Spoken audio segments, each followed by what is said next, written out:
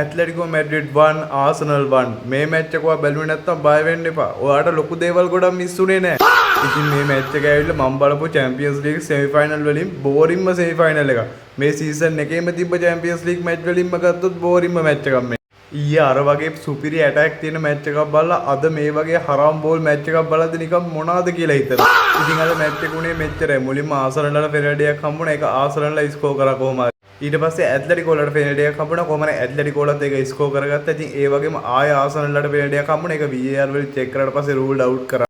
ඇත්තටම කියනවා නම් මේ මැච් එකේ කිසිම චැම්පියන්ස් ලීග් සෙමි ෆයිනල් ගතියක් තිබ්බේ නැහැ. ඒත් ලුක්මන්ට නම් මේ මැච් එකේ chance ආවා. මේ මැච් එක ගොඩක් දුරට ඇත්ලටිකෝ වලට වින් එකක් එක්ක ඉවර කරන්න. ඒත් ඒ ගොඩක් chance මිස් වුණා. ඒ වගේම තමයි ආසනල් වලට දාපු chance දෙක තුනම මිස්.